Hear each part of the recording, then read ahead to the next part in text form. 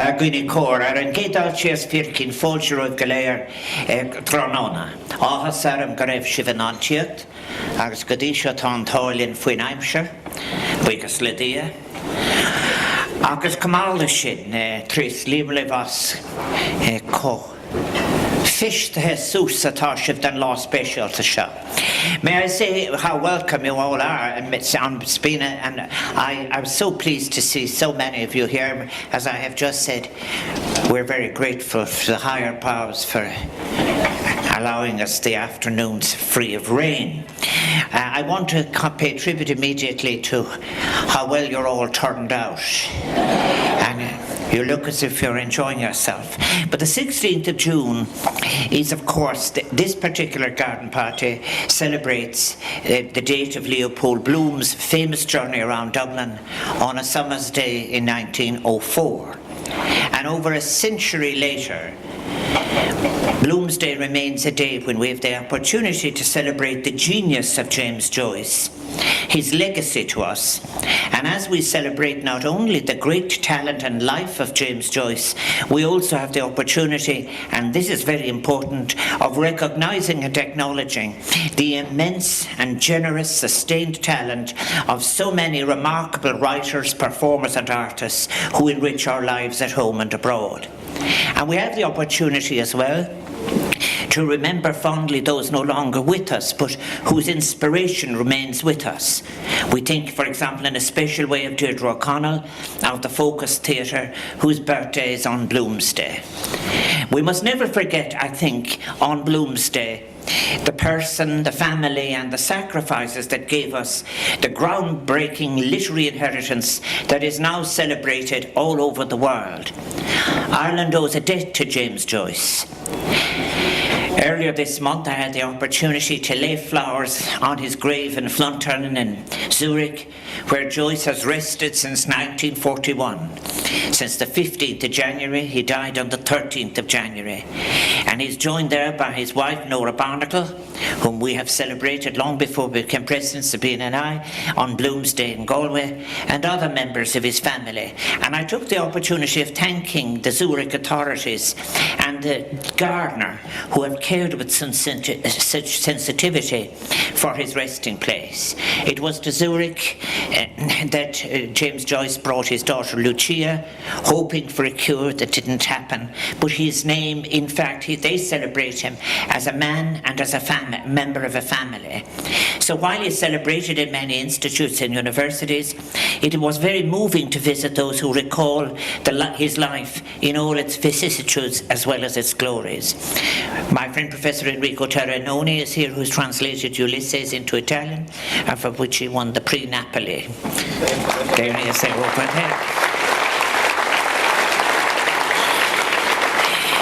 But I had a great opportunity of meeting with a 90-year-old man, Dr. Fritz Zen, who is responsible for putting a collection of Joyce material together in Zurich for the first time. And now the foundation that is there celebrates James Joyce. What's interesting as well, and it's very important for all of us to understand, is that they celebrate James Joyce, not only the writer, but James Joyce and his family as migrants, to whom Zurich gave shelter. And in that foundation you can see scraps and notes of writing on display, including messages from James Joyce to his family and the importance he attached to his intimacies. For example, one of the notes says, "Leave something out, we'll be home late." And so, but these are very, very important things. Also on today, Bloomsday, it's appropriate to remember some of those whom we've lost. Only very recently, the great writer Tom Murphy, whose contribution to Irish theatre was outstanding.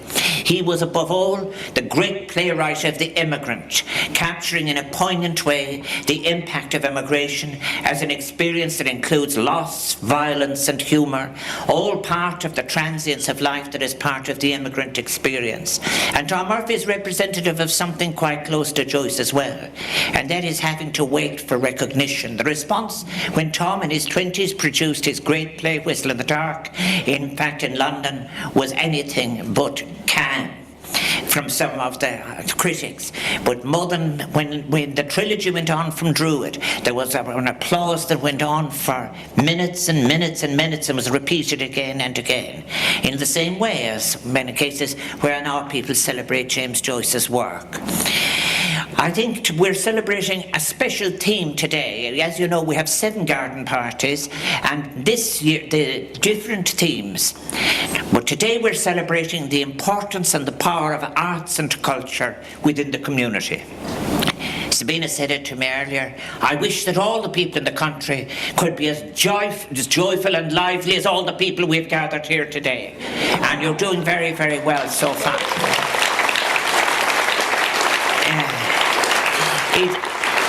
It's a great pleasure to both of us to see so many of our citizens here who are so generously working to bring arts and creativity into all corners of our society, enabling performance, music, dance, art, literature to be enjoyed by all our citizens of all generations and in all circumstances. Mila Buikas is tres liam live as nenira te quirituishta shaktanani shaktanari nibliana.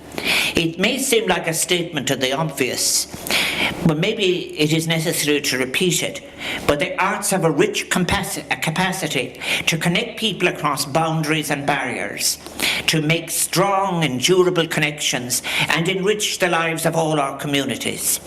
Time and again, as President of Ireland, I've seen the effect that artists and arts organisations have on the communities in which they live. There are 11 in these communities, and especially in very often empowering underrepresented communities to share their stories, and not only to maintain but to celebrate in the public space their unique cultural and community traditions. Long ago I used to quote Raymond Williams to the point of boredom for some people, and I said, when he said in his very last lecture, be the arrow, not the target. It's about the difference between being active participants in the arts and being passive consumers of a product. And it's important not only to the present generation but to future generations that we ensure that public spaces and the opportunities for collective celebration continue to exist. For when diverse members of the community, citizens of all ages, backgrounds and creeds, gather together to participate in what you organise in film and literary festivals, to support their local theatre, to experience music and dance performances in the squares and streets and parks that are so much of the part of their everyday lives. That is a celebration of the public world, a world that is shared, that is so different from the world of any exclusive, privatised, purchased experience. Now,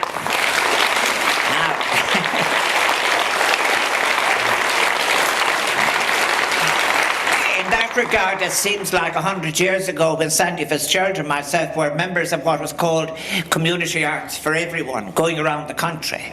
But the benefits of community arts projects, at least we've arrived at that argument, I hope, is over. They're very important, and their enrichment of the lives of all those who take part, whether as artists, participants or spectators, are a great source of energy that is mutually shared between generations. The benefits, I think, as well, the provision for the arts, be it financial or through the creation of places where artists can hone their craft and be enabled to think in ways that are creative and emancipatory, must be seen as a necessary part of the infrastructure of our society. So as a society, we owe a great debt to those who have the vision to provide and enable opportunities for the development of the creative instincts and capacity of all our citizens, and we've come a long way. But there is still a lot to be achieved. So to all involved in these contributions to citizenship, in its very, very best sense, I want to offer my Uachtaráin mar Uachtaráin.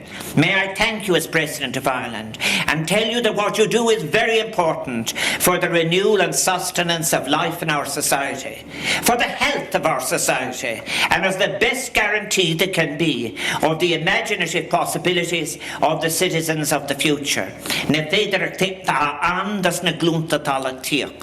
Your work in connecting crothaíocht, creativity and community with festivals, local theatre, community arts projects, accessible venues for the arts. It broadens out the reach of all artistic activity. It demystifies things that might appear complex, removes barriers and makes artistic performance accessible to all. So recognising then the importance of the arts, that is something that is critical when on occasion, when people lose the run of themselves and get carried away by narrow economics, that too often the arts are viewed as something apart, peripheral, something that belongs in the fringes of society, a luxury for those who can afford it, something we'll make provision for when economic growth has made a surplus. They are necessary as the infrastructure of all our lives. Any other view that is narrow must be constantly challenged if we're to ensure the survival of the arts and of cultural identity and the role of cultural access in the creation of citizenship. So tá sé riachtacht na halína thuirta isteach a gríoláir ar socaí agus a isteach na spásan na léithúla tá ann. Agus cá mé taú lenar láirlana agus ar láthracha áitsúla. Tiúnsca de lealíonn pobl a bhuinú, spásan a poibli a howlú agus é a casa isteach an unad in ar féidir leis an pobl teanamh a bhaint na halína. So bringing the arts into the hearts of our society, into the everyday spaces we inhabit is so important. Schools, but we must support and cherish our libraries and put an end to this nonsense that you could have a library without human beings in it handing out the books. I think the best libraries I visited, I remember, was when you saw a story well for children, and anyone who's given children the gift of reading gives them a gift that will last for life. Local theatres, the community arts initiatives, the importance of reimagining and re-energising public spaces. Instead of letting them be derelict, turning them into spaces for the arts, turning them into venues where the arts can be enjoyed and appreciated by all. I think that it is a great tragedy if the arts are ever put out of the reach of the majority of our citizens, and if we ever do so, we do a great disservice, because we're depriving ourselves of the great power of the arts to bring us together, to stimulate debate and argument. You could have fierce arguments in the arts, as we know. I think as well to kindle the great wealth of creativity that translates into the great experiences of life to be lived and imagined. That's important. Voyages of new discovery, opening of new pathways to different futures. And I think without the access, without the work of talented artists, we'd lose so many of the transformative opportunities for our society. And the contribution of art to the public world, it's simply enormous. And all of you who facilitate it in any way are critical to the infrastructure of citizenship. And I thank you all for all you do in so many ways to bring the enriching joy of arts and cultures into our villages, towns and suburbs, into our public spaces, everyday lives, and working to ensure that everyone receives the right to engage in the cultural life of our nation.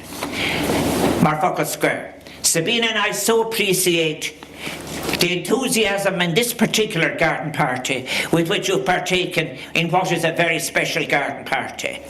You must celebrate your own lives as well as James Joyce's. And our wish is on this fine summer afternoon, reminiscent of the Derby Day in 1904, that you continue to enjoy yourselves. And before I conclude, I have some people to thank. All of today was made possible with the help of some very special people. You must agree it's a great programme we've had in 2018. Alan Ginsonen can't be with us this afternoon, but he and Ken Hartnett both deserve our special thanks. Ken has been with us, so you give them a special bull of us first of all for the things that they're very important.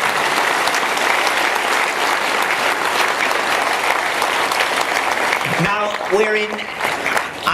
we've had so many artists that I'm in great danger of doing something quite tragic, which would be leaving anyone out. But we've had Fenton O'Neill, Anne-Marie Farrell and Conor Malloy, the Strong Tom Brass, Barry McGovern, Celine Byrne, Neil Kinsella, Rose Lawless, Flo McSweeney, Fiacre Tridge, Tom Hickey, their own Reading and Claire Barrett. wonderful Keela, and of course our magnificent MC Tom Dunn. And all of this is brought to you with superb quality of sound, for which I thank D. Rogers and his outstanding team. For all of the hospitality that is prepared here, the staff of the Áras, they are in fact theatrical in themselves.